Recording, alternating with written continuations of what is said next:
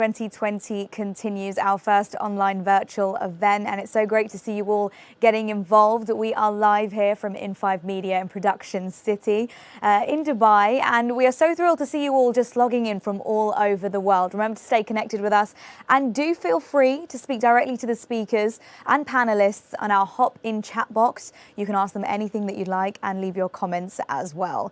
Now for our next panel discussion, a topic which I feel like after the year 2020 is an incredible. Hi, Elena Garamova. Elena, hello, how are you? Hi, how are you? So great to see you, Elena. A topic, as I mentioned, incredibly important, technology meeting mental health and wellness. Elena, I'll leave it over to you to introduce us to your panelists. Thank you so much. So just a quick intro. So my name is Elena Agaragimova. So I'm the co-founder of Besson. We've created the first Middle East tech platform to measure and improve performance and well-being in corporations, where we're able to track employee learning, encourage them to practice healthy habits, and monitor their improvements. And I'm really excited to have two amazing speakers with me today who are also kind of shaking and moving the world of wellness and technology. So first, I'd like to introduce Hawla Hamad. She is the founder of Takalam, which is an online counseling and well-being platform connecting individuals, families, and organizations directly with professional counselors. Hawla, welcome. Can you tell us a bit more about what is it that you're doing? Thank you, Elena. It's great to be with you here. Like you said, Takalam is an online counseling platform connecting users with mental health professionals using video, audio, and instant messaging. Our role is not only to make therapy more accessible and convenient, but also to create awareness and break the cultural stigma around mental health for a greater social impact. Amazing, welcome. And then we also have, of course, Berk Yilmaz, who is the co-founder of Meditopia, which is a mental wellness platform that provides personalized content, mindfulness-based meditations, sleep meditations, and more to help people build mental resilience in their daily lives. Berk, welcome, and tell us a bit more about the amazing things you guys are doing. Hi, Elena, and hi all. This is Berk. I'm one of the co-founders of Meditopia, and as you mentioned, we are one of the biggest mental wellness platforms in the world, and we are operating in 10 different languages, from Japan to Brazil to Mexico to Russia, and we provide more than thousands of personalized meditations and programs according to any emotion that you have. We recently have over like 15 million users from all these different languages, and we are providing that mental resilience that people need in their daily lives, right from their phones or any other platform. Yeah, I bet you're getting lots of subscribers these days as well. Yes, probably we'll talk about that, but of course, especially 2020 came with a lot of changes in all of our personal lives that required more internal work that we need to do, and with, of course, a higher demand for these type of products. Can imagine. So I wanted to kick us off a bit about this, and something we were chatting before we got started is that, okay, wellness, well-being, I feel like these two terms have been smushed together. And is it the same thing? Is it not? What is well-being? What is wellness? Berk, maybe you want to add to that? Yeah, sure. I think, wellness started to be used as more like a physical side of the things, a while ago. And then now we are talking about well-being, because now we start to understand that everybody likes to feel well, right? It comes from that origin. And we were looking at specific topics. The fitness started to emerge, and then we saw that this is a holistic approach. You cannot just be well by doing some individual thing good, because you're also a complex being, and that comes with being well in many aspects of it. You cannot just separate physical wellness from nutritional wellness, or maybe financial wellness or mental wellness. We probably all felt sometimes trapped or sad, even however we feel good about physically, and maybe we are in an amazing place but we don't feel good. So that creates the understanding that being well, it's not tied to one specific thing, but now needs to be looked at a more holistic level. And I think mental side of it is the crucial part of it, because everything starts and ends with the mind, right? It doesn't matter where are you or what you're doing, but mind is the crucial thing. And that actually well-being side is now a little bit also dominated by the mental side of it. Absolutely, and this is also something we focus very much in some of the research that we've done. It's like it affects the mind, like you said. So when your finances are off, it's going to affect your well-being, right? So there's financial well-being, there's social well-being, how connected you are to others, and all of these things I think are it's about time we really start kind of bringing them forward to the discussion, saying it's a holistic approach as well. So there's much more to it than what we might imagine. So let's dig a little bit deeper. So Hawla, what sort of inspired you to enter the wellness space?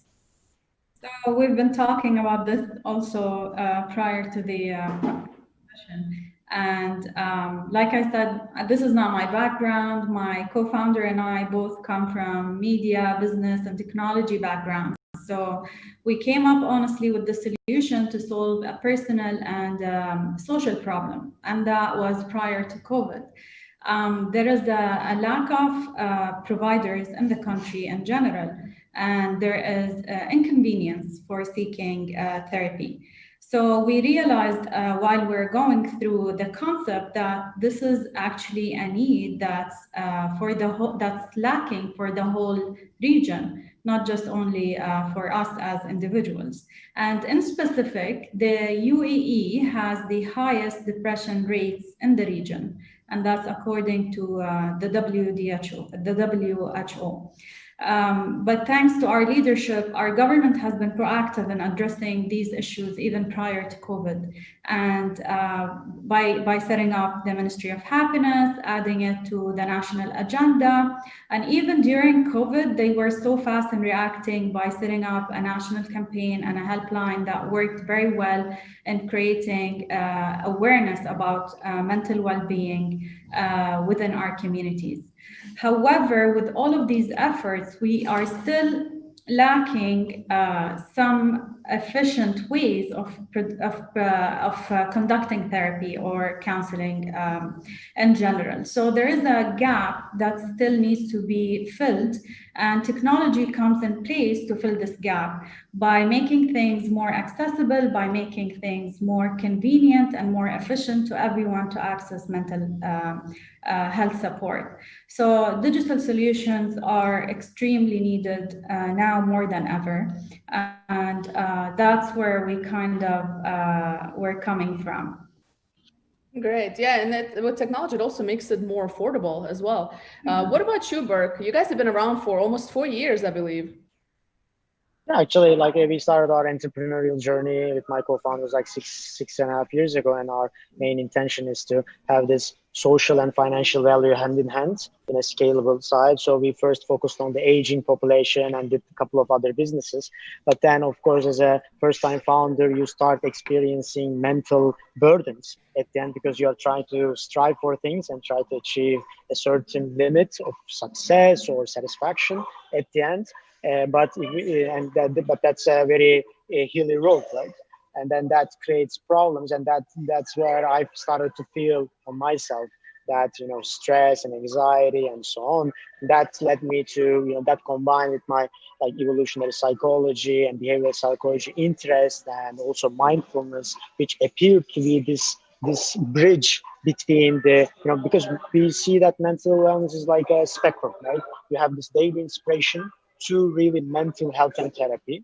And these days, the technology is a huge tool, and also new approaches like acceptance and commitment therapy, mindfulness-based interventions that takes these more intense, committed mental therapies to daily lives. And I think this is how we need to manage our mental well-being in these days, because it's no more of course there's spectrum, but it's always daily ups and downs we all face during the day. So we need to manage it every day. So you need tools to manage that. And that, create our personal experience and personal backgrounds, created this understanding how we can bridge these two.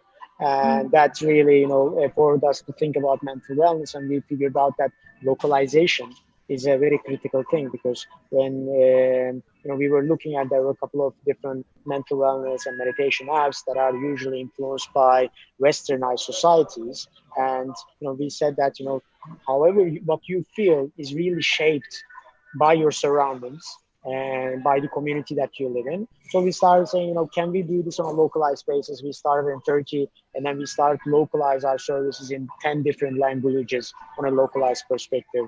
And yeah, now we are here. Yeah, and I applaud both of you, because you're kind of, by localizing, you're tackling those challenges, and it's very much, it's still, in many ways a taboo to talk about certain mental health challenges, right? In corporations, for example, people have a fear of speaking up and speaking to their management. That's a fact. That's, there's studies that's been done. So I think that the fact that we're starting to raise this in our region is very important. And as you guys have mentioned, it gives access, and that daily, almost like Burke, when you were saying, that daily dose, I always feel like you just have this little buddy inside your pocket on your phone, on your app, that you pull out, and you can kind of have that interaction and check in with yourself on your well-being, or take a moment to kind of practice mindfulness. And this is how technology is impacting essentially the wellness of well-being space. Because before, as you guys know, in therapy, how expensive are therapists, right? So an hour, it can a few $100s, right? So when you're having these consultants, it's a few $100s. Not everybody can afford it. So technology is opening that up for us. But as with anything, there's pros, there's cons. So then there's also risks, right, when it comes to tech and all the data that is collected and things like that. What are some risks you guys see with using technology, if you ran into anything as well? Honestly, for us, our strategy is a bit different. So the privacy aspect is extremely important for us. People are already uncomfortable with this idea, and they are stigmatized, and they need to be assured that they have a place where they can share and talk as freely as they can. So to ensure the privacy aspect of the platform, we actually intend to not save any data on the platform. So any data that's going to be recorded by the physician or the counselor should be kept with them directly, and nothing on the platform. That's one way to protect and mitigate the risks with losing data or having data leak, like what's happened recently with Talkspace, which is one of the market leaders, and we were discussing yesterday with Burke. The other aspect, honestly, because these platforms though are not made for everyone. So there is a risk in handling high risk situations or severe cases like suicidal cases and those from that angle. So those are not advised to be on the platform, and they should be seeking help from an emergency number or a suicidal helpline in this case. Okay, Burke, anything to add here? I agree. Of course, any type of scalability comes with the lack of personalized solutions, and mental wellness is a very personalized aspect of it.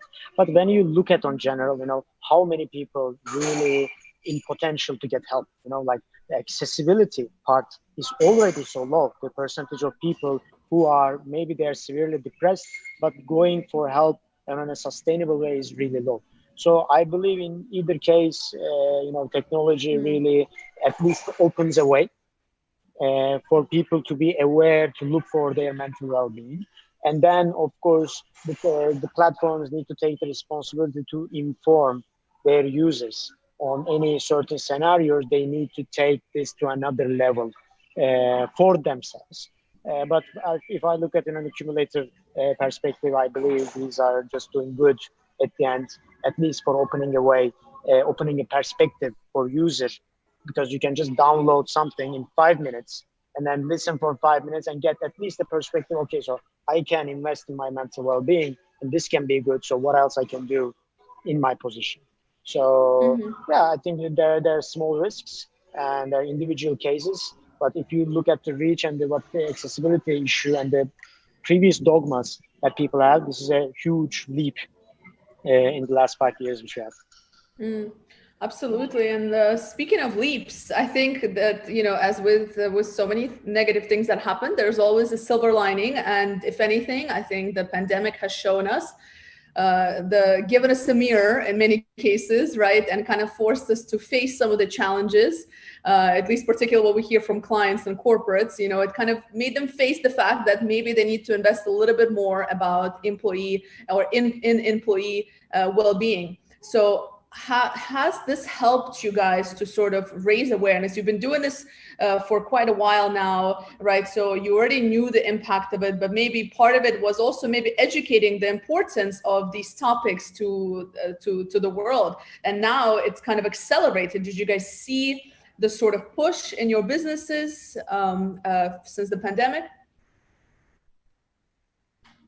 Yeah, honestly, there's a huge demand, a peak on demand, because so like, let's look at ourselves, right? In a daily hectic life, what we are doing is that we are always escaping from ourselves, staying at home, spending time on ourselves, not doing much internal work, but we go out with friends, we do something else, and we do something else. We are trying to escape from any suffering that we have, and because it's a challenge to look at the inside, right? Look at your emotions, what I'm feeling, how I'm feeling. And that pandemic actually, closed us, especially in the quarantine, to our homes, nothing to do, and with a lot of uncertainty, anxiety, and so on. So people actually needed to shift their mindset and started to look for solutions to help them. And when you look at some of the data, you see that there I think major changes happen, right? From personal level to higher divorce rates, or everybody took at least a small change and took an action in their lives. And that any change comes with uncertainty and needs a certain type of support. And that's why I believe people start to be more aware, start to look more these type of solutions. And that's what we saw, like in terms of organic demand, the downloads. We saw huge peaks. And also many companies and corporates started to approach us. Previously we were trying to convince them to invest on this, but then, they said, okay, maybe, this is the right tools to invest right now, because we need to keep employee productivity high and happiness high. So we started to get a lot of inbound calls. So yeah, so I think it was a period of high demand for these type of products. And I think this will continue, right? Because this is a wave. And wave already, it's a awareness, and when there's an awareness, it stays. So mental well-being awareness is here to stay, and we'll just keep on growing in the upcoming years. Absolutely, we see the same trends with Besern as well, with some of the corporate requests. What about you guys, Hawla? So same thing here. We've noticed an increased demand, and we actually had to accelerate with our plans because of the overwhelming partners or and entities that were approaching us to try and offer these solutions as part of their services. And again, like the pandemic has raised awareness, obviously, about mental health. And the more important part, though, is what comes after the pandemic. And this has been brought up many times by the UN and WHO, warning governments and individuals of the next pandemic or the aftermath of the pandemic, which is a mental health crisis. And for those especially on the front line suffering burnout and will probably suffer PTSD, they're going to be affected the most. And one of those projects that we're running at the moment is actually offered to frontline workers in the UAE. So again, like Berk said, many people have lost their jobs, many people have lost even their loved ones, loss of grief, anxiety, OCD, etc. I mean, like there is a need to learn new ways how to cope with all these difficulties and try to manage our emotions. On the other hand, in terms of investors, this is the new space or the new domain that they got interested in all of a sudden. So they found this new growing market as the corona, have taken over the world economy and everything. So overall, in the around the globe, there has been over 580 million US dollars raised for mobile applications or technologies to do with mental health. And in the US, there has been about 4 million downloads for mental health applications only in the month of April.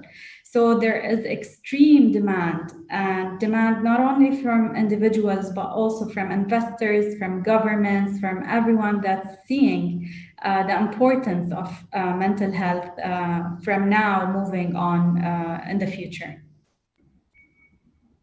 Yeah, and another thing that sort of comes to mind is the fact that we have been sort of reactive. So we've been reacting, to what's happening instead of proactive and saying, how can we prevent people from hitting burnout? How can we prevent people from, having those suicidal thoughts, right? And all of those different negative things. So, and what sounds like is that there needs to be a lot more work done in educational space and institutions and corporations. So although it is debatable whose responsibility it is to take care of our well-being, but I see there's two responsible parties at least, which is, if you're a young student, it's your school, your university, we need to incorporate it, right? And then on the corporation side, it's the responsibility of yourself as an individual, but also part of the corporation's responsibilities to support the employee and their well-being, right? So how important do you see this as, Burke, as you mentioned, now companies are sort of, waking up to the fact that maybe we need to invest in this. So I'm liking this proactive approach and I'm hoping it will stay. What do you guys think about that? Of course, I think one of the key things of mental wellness services, especially offered to corporations, is that there's a little measurability, and that is the big barrier that you need to solve. But at the end, of course, there are some metrics. What are they? Is that, for example, when you look at sick days, 50% of people who are saying, I'm not feeling well, my stomach hurts, and so on, that's actually tied to mental wellness, right? And when people go to the insurance claims, 60-65% are related to stress. So when you look at actually the vacation, the sick days and the lack of productivity, and also the people are not performing real well, the mental well-being side plays a huge role. So, and that's what you're seeing in today's environment, I guess, in the companies, right? When you look at the new grads and people are not looking for just monetary compensation anymore, but they are always looking for a peaceful environment, happy environment. And that is one of the biggest employee retention strategies right now. That's what we are trying to, give to our employees, offer that. Okay, so of course we will work responsibly, but we will work in a chill way, right? Just because, this is not this of course will be an intense environment in some ways, but we need to balance that out, and we need to have a long-term well-being, especially on the mental side. So it's an employee retention strategy. It's a improve productivity strategy. I think as companies starts to be more aware of this, and as B2B product starts to be able to more measure this, and that will happen with more case studies, I suppose, and that coronavirus will help these case studies to appear, then it will be much more easier to add. But still, I think that's already now there's a wave and companies are starting to demand that, and it will go up as the awareness rises. Aula, what do you see from your side? I don't have much to add to that. I agree with everything Burke has said. It is extremely important, and we are already seeing it happening, by the way. Many employers have started including mental health as part of their employee benefit plans. Many of them has been taking initiatives that is only focused on improving the mental well-being of their employees, as they obviously recognize the benefits on the on the long term when it comes to productivity and keeping a healthier work environment. So it's extremely important. Yeah. Listen, I just want to see corporations do something beyond the Fitbits, beyond giving everybody Fitbits in the office. Let's do something more. Well-being is beyond that, right? So, you guys are right. I completely agree as well. And Burke, to your point, you said that we see this need, and especially among the young population. So, the younger generations that are coming into the workforce, they're actually the most under stress, and a lot of it for them. A big part of why they join an organization is to have that purpose, to be part of something bigger, not necessarily just to kind of tick the box of getting a salary. It's beyond that. And I think this is what corporations start to consider, is that, this well-being, it leads directly to productivity of their people. So it's not necessarily this, let's hold hands and make everybody feel good. No, it's we're talking about business outcomes. You want productivity out of your employees. You need to invest in their well-being, because this is how they produce. This is how they show up at their best. Without it, it's very difficult. And do you see this? So with everything that's happening, with some of the things we've been discussing, do you see as, the future of work and the lifestyle of a worker tomorrow? Is it going to change? Do you see that that's going to shift, or do you think it's going to take some time? What do you guys think? It's already changing, right? It's already changed. It's already right now. So we are a team of 50, and we are working remotely until March, right? So, and we are a mental well-being company, and we are trying to adapt to. And so everybody's trying to adapt. It's already changed, and I think it will change more. Now it's more. Now it changed a little bit. Now it's, I think, time to settle. And now I think the upcoming 6 months will be a time for adaptation for all companies to figure out, okay, so this is here to stay in a way. And now what tools we can invest, what tools we can integrate into to make sure that we have a sustainable environment. Because until now, we didn't know anything and what to do. So we were on a phase of, okay, let's see upcoming month. But now you see that, okay, this change is here to stay. And then you start to come up with ideas. Okay, so what can we do in this stage right now, as it will last forever? And what type of tools that we need to invest? And you can see there are two types of things. One of them is if you have long-term employees that, already have a social capital, they stay and you do very hard work and they got burnout, right? And there are also newcomers into the company, and newcomers are having hard time to adapt. And they're always newcomers have, less productivity. And as the social capital, adds up, they become more productive. So now in a company, you have these two sides that you need to manage, either burnout or increase productivity and focus. And that needs tools, and that always needs a certain level of mental wellness management. And I think these main things are here, already changed and here to stay.